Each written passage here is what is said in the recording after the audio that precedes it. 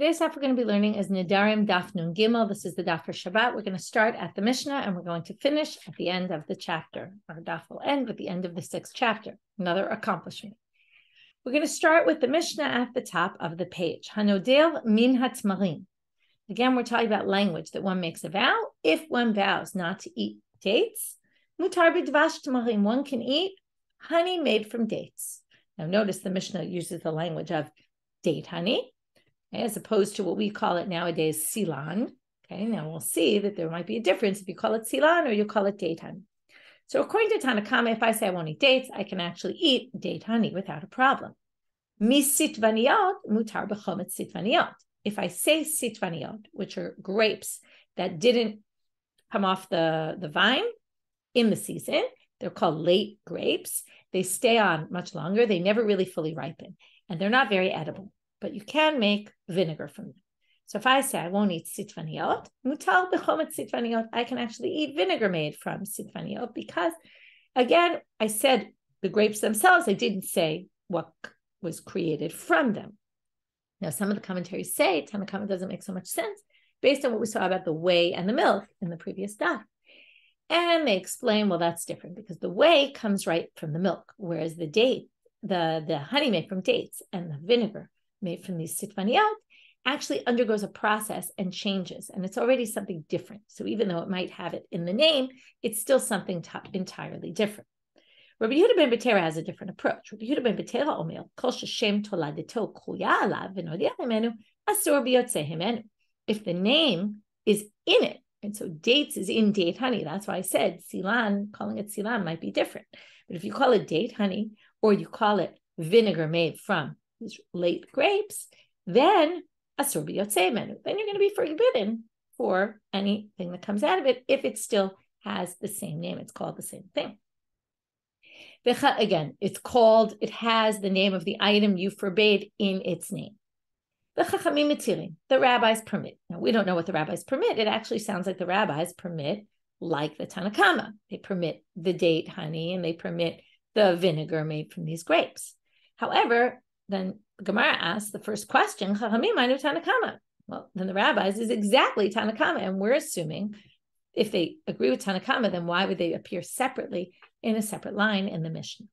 So therefore, the Gemara says, the difference between the rabbis and Tanakama, and they're going to say the rabbis are going to match this opinion that we see in a braitot. For this, I'm going to share screen, the study guide for today. It's in Hebrew, but we'll go through it. Should make it easier to understand. So if one says, I won't eat dates, so again, Tanakama says, dates are forbidden, but the honey is permitted. Rabbi Yehuda ben Betera says it's all forbidden, and same exact thing with the sitvaniot. So now the question is, when the rabbis say mutar, what did they mean? To which they say, Ika benayu hadid tanya. The difference between them is as appears in this braitot. Klal zeh amar Rabbi Shimon ben Elazar. This is the rule that Rabbi Shimon ben Elazar said. Kol shedarko le'echol v'derech hayotzeh mimenu le'echol. If you normally eat the item, and now we're going to distinguish between the dates and the grapes, because the grapes, people don't normally eat these late grapes. They're not really edible. So we're going to distinguish. If you normally eat it, and derech hayotzeh mimenu lechol, and a product of it like the date honey, you also eat kigon tmarim udvash tmarim, like the dates, and the date honey, where we eat both of them. Nadalbo asul hayotzeh mimenu. If you make a neder against dates, you also can't eat date honey. Just like now, in this case, they're going to agree 100% with Rabbi Yehuda ben Betera. And not only that, they're going to add something which I didn't add to the chart, but no dermi yotzeh mimenu. If I just say date honey is going to be forbidden, it should be af asurbo. There's a word missing here, even asurbo. You're even forbidden to eat dates. So if I say I'm not going to eat date honey, I actually can't eat dates either. So whatever language I use, and I didn't put this in the chart because the language in the chart matches the language in the Mishnah, which is making a neder for dates. But what the rabbis and Rabbi Shimon ben Elazar, who the rabbis then go according to, or we're assuming we're connecting the opinion of Ritzad Chachamim Mitilim, is like Rabbi Shimon ben Elazar is talking about, even if I said date honey, even dates are going to be forbidden. Now, so far, this doesn't really match what the Mishnah said, Chachamim said, because it said Chachamim Mitilim. And here, they prohibit even more than everybody else, because they even prohibit Date honey, if you say date honey, then dates will be forbidden as well, which nobody else talked about until now. But here comes the mitirim. What are they matil? They're matir the following thing, which is actually going to go against, you'll see here in a minute, Tanakama and Rabbi Yehuda ben Betera. That's what the chart is good for. Because what are they going to say? But if you have something like sitvaniot, which you don't normally eat, but you do eat byproduct of it, no derbo and if I say I'm not going to eat sitvaniot, since I don't anyway eat sitvaniot, I must have meant I'm not going to eat the vinegar that's made from the sitvaniot. So now, if I say sitvaniot, I'm actually going to be permitted to eat sitvaniot, which both Tanakama and Rabbi Yehuda ben Betera did not think, and I can't eat the vinegar, and that they agree with Rabbi Yehuda ben Betera.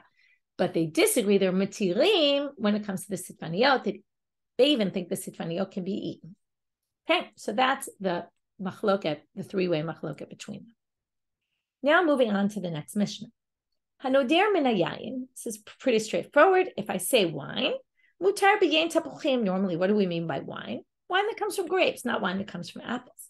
Min hashemen, oil. What do we normally mean? Shemen zayid in those days, olive oil.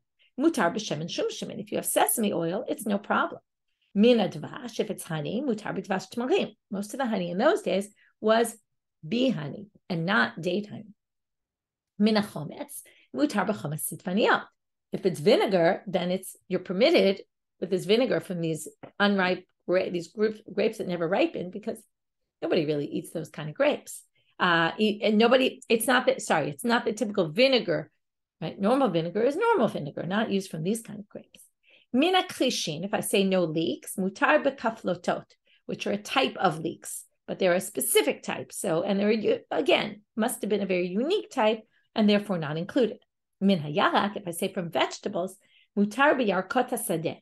Anything that grows in the wild, I can eat, because what I meant was vegetables that I planted in the ground, right? Normal vegetables that grow from the ground, not things that grow in the wild. Shu shem levad.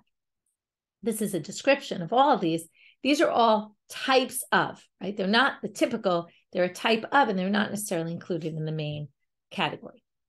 To which the Gemara brings a braitot, Tanya. And now we're going to see that this really depends on where you live.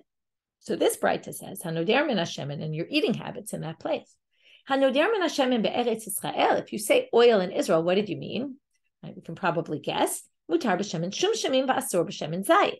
And in Israel, known for olive oil, there were a lot of olives, and therefore a lot of olive oil back in the day as well as now. And therefore, you can have shemen zayit.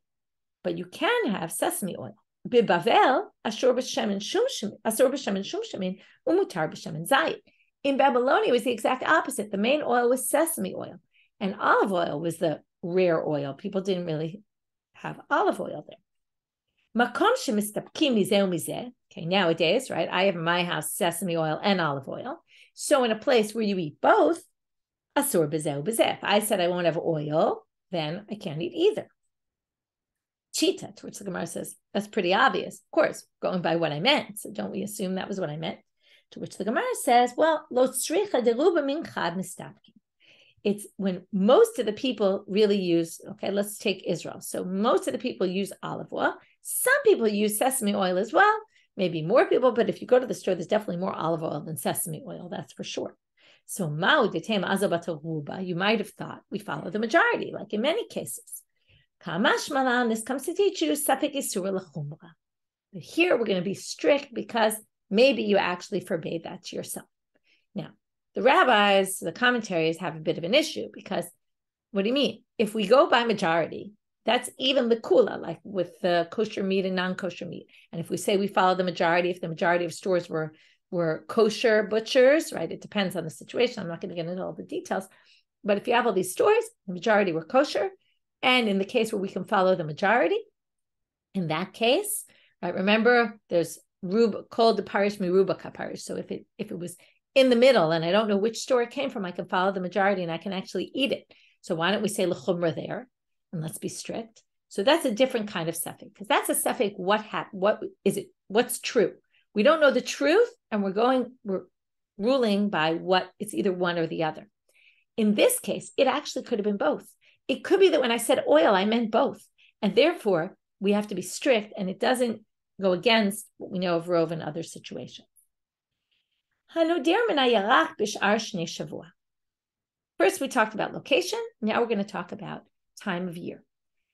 In the 7-year shmita cycle, so in the 6 years of the shmita cycle, when it's not the shmita year, where the land lies fallow, then if I said yarak, vegetables, I obviously meant asur b'yarakot hagina. I meant the ones that grow in the gardens.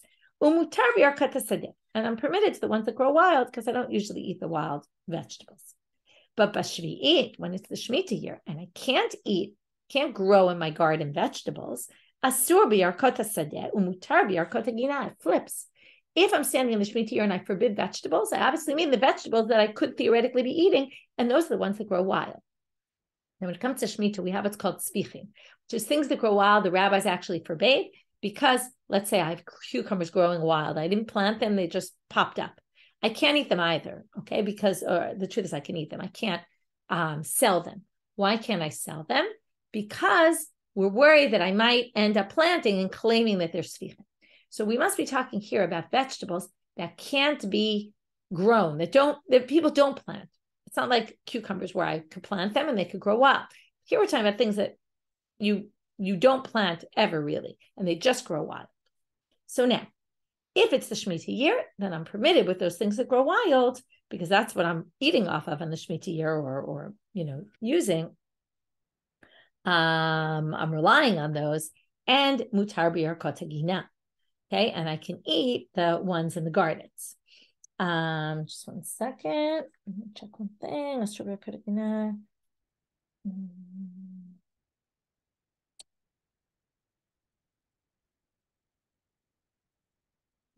Okay, but the assumption here is that I don't really have vegetables growing in the Shemitah year because I can't plant them to grow in the Shemitah year, right? It's a problem. Amar Rabbi Avau mishum Rabbi Chanina ben Gamliel.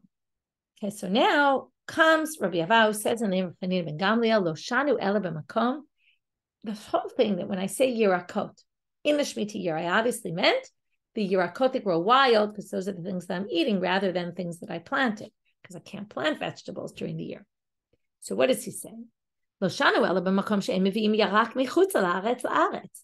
That's only in a place where they don't bring in vegetables from abroad. But if people bring in vegetables from outside of the country, okay, right? This goes on nowadays, and there's a whole, question about it. Better to rely on heter mechira, right? Where we allow the farmers that live here. We come up with a solution to kind of somewhat override shmita or to avoid shmita and support the local farmers, or do we bring in from abroad? But that wasn't the issue in those days. So now we're going to see in a minute what the issue is about bringing in food or not. But the point right now is if you bring in vegetables from abroad, then then we're assuming you were relating to those vegetables as well. So then you can't eat the wild ones because you're obviously referring to those because that's a lot of what people eat. And you might be referring to vegetables that came from abroad. But if you don't bring vegetables from abroad, and if there happen to be vegetables somewhere that grew in a garden, that wouldn't be included in your vow. To which the Gemara says, Kitanai. This issue of bringing in vegetables, not bringing in, or bringing in produce from abroad is a machloket between Tanaim. According to Tanakama, you can't. Rabbi Chananya ben Gamliel omer mevi'im yarak michutz la'aretz la'aretz. He says you can. My time of demand amar mevi'im. What's the reason for the one who says you can't bring? Amar Rabbi Yirmiyah mishum gush. This is a problem and this is why I said it's not the same issue nowadays. The issue is that normally when you bring in vegetables, they come with dirt. The dirt from the ground often comes with them, and you end up with chunks of dirt. Now, what's the problem with chunks of dirt? Well, the rabbis made a gzerah that anything that comes, any land outside of Israel causes impurity. And we don't want to have impurity in those days because they kept things in a state of purity. And they made sure, both when it was the time of the temple and even when it wasn't the time of the temple, we know from the Prushim, they were very careful about eating all their produce with purity and keeping laws of purity. So now, right, which we don't do nowadays, but there's a concern that people abroad, the Gentiles, didn't bury their dead properly. And therefore, there could be bones mixed up with any sort of dirt And therefore, they were worried that if you brought dirt, you would bring bones, and the bones of the Gentiles are mitame. It's actually a gzera de Rabbanan, that Eretz Ha'amim is mitame. And therefore, you basically be bringing in truma into the land of Israel, and messing up all sorts of things that would now become impure because of it. And that's why we want to avoid bringing in produce from outside of Israel. New Mishna. Mina kruv asur bi-isparagus. Okay, asparagus sounds like asparagus, but it's not actually. It's a type of cabbage. If I say I'm not going to eat cabbage, I'm forbidden to eat this asparagus. Mina asparagus, but if I say this particular type, and I'm specific, mutar b'kruv, then I can already eat the regular cabbage, because that only meant this particular type cabbage I meant, not any type of cabbage. Mina grisim. Okay, according to the Koran, the translation is pounded beans, or some people say it's some sort of legume that's ground up. Asur b'mikpeh. Mikpeh is a stew made of these pounded beans. Mina mikpeh asur sorry, I skipped a line. Asur b'mikpeh. Rabbi Yossi matil. Rabbi Yossi says no. So if you say grisim, which are these pounded beans which make up the stew, then you can't even eat the stew, because the stew is basically pounded beans. Rabbi Yossi says no, it's okay, because mikpeh is mikpeh, grisim is grisim. It's true, grisim is an ingredient, but it's called something different. So mikpeh is mikpeh. If you say grisim, you didn't mean the mikpeh.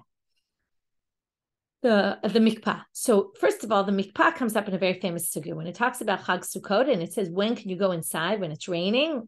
And it says, mishetisrach mikpah. When the mikpah gets destroyed from the rain, and you have this stew and it gets ruined from the rain, that's when you know it's time to go inside and you're exempt from sitting in the sukkah. Mina mikpah mutar b'grisim. If you say mikpah, though, then you can eat grisim, these pounded beans, when they're not in the stew, because stew means stew, and pounded beans means pounded beans. Mina mikpah asur b'shum. This is a much more difficult line to understand. Again, without really knowing what mikpah is, it's not so easy. But if some people, there's many different ways to understand this. Some people say that the mikvah was mostly, even though we said a minute ago it was made from pounded beans was a minor ingredient, and garlic was the major ingredient. And therefore, if you say mikvah, you can't eat garlic either, because the main thing of mikvah is garlic. Rabbi Yossi matil, again, he says it's fine because garlic is garlic, mikvah is mikvah. Min hashum, but if you said from garlic, mutar b'mikvah, because garlic is garlic, it doesn't mean stew. So that even everyone would allow. Mina adashim, if you say from lentils, asur b'ashishim. Ashishim are a type of cooked lentils with lentil honey dish. That's not called lentils, that's called, right, ashishim. But since you said lentils, and ashishim is mainly made up of lentils, therefore you can't eat ashishim. Rabbi Yossi matir again, because he says that's ashishim and that's adashim. They have different names. It's not the same. Mina ashishim, and if you said from the ashishim, mutar b'adashim, because adashim are just plain lentils, and that's not what you meant when you said, I won't eat ashishim, this cooked lentil dish. Okay, from here till the end of the Mishnah, and then also till the end of the Gemara, we're going to talk about this one particular issue. Chita chitim sha'ani to'en. If I say wheat in singular and wheat in plural, that I will not eat. Asur bahem ben kemach ben hapat. The assumption is if I say wheat in the singular, I mean something made from wheat, like a loaf of bread. If I say wheats, plural, I mean either the kernels or the flour made from the kernels. So therefore, if I said both languages, chita and chitim, singular and plural, I can't eat flour and I can't eat bread. Grisim shani tohem, if I say grease in the bean singular, and then I say grisim, plural, pounded beans, shani to'em, asur behem ben chayim ben mefushalim. The assumption is grease would be cooked again because it's considered like one unit, and grisim would be the individual beans before they're cooked, so I can't eat them raw or cooked. Rabbi Yehuda Omer, debate about whether he's disagreeing or he's explaining a little bit more. We're going to go with the option he's explaining more what was said before. Therefore, if you say konam gris o chita shani toim, if you didn't say chita chitim or gris grisim, but you only said the singular language, mutar lachus chayim, you can actually chew. People would sometimes chew the kernels like a chewy kind of snack, and you can chew them raw because you only said wheat singular or gris singular, and you didn't mean the kernels. It wasn't relating to the kernels, right? Before we said not the flour, now he's saying not to the kernels either. Tanya. Now a braitot comes and says, Rabban Shimon ben Gamliel Omer, chita sha'ani to'en. He's going to be very similar to what Rabbi Yehuda ben Beteira, what Rabbi Yehuda said. If I say it only in singular, one wheat, then I can't bake because that's considered one unit, but I can chew on kernels because that would be plural. It's not included in my words. But if I said plural, the opposite. Asur lachos, I can't chew because I said kernel, like wheats, as if I meant the kernels, but mutar le'efot, but I can bake it because I didn't say wheat in singular form. But if I use both singular and plural, this matches what we saw in the Mishna. Asur ben lachos ben la'afot. Okay, our Mishna was talking more about kemach, but here we're saying about the chewing. Okay, Rabbi Yehuda mentioned the chewing issue, and here Rabbi Shimon ben Gamliel also says that. So I can't chew and I can't bake. If I say grease that I won't eat, so I can't cook it up and I can't chew it. Because again, grease, if I said, I can chew it because I said singular, and singular means cooked. Plural means uncooked, raw. So therefore I can chew it. Grisim shani toem, if I use the plural form of the grisim of these pounded beans, asur lachus, I can't chew them, but mutar lebashel, I can cook them, because I only said grisim, which is the plural form, which means again, raw, uncooked. Grisim shani toem, this is obvious, if I use both languages, asur ben lebashel, ben lachus, then I can't cook and I can't chew in them because I included all of it in all those languages. And with that, hadran alach hanoder min hamebushal, finish the 6th parak, moving on Sunday, Be'ezrat Hashem, to the 7th chapter. Wishing everyone a Shabbat Shalom or Shavua Tov.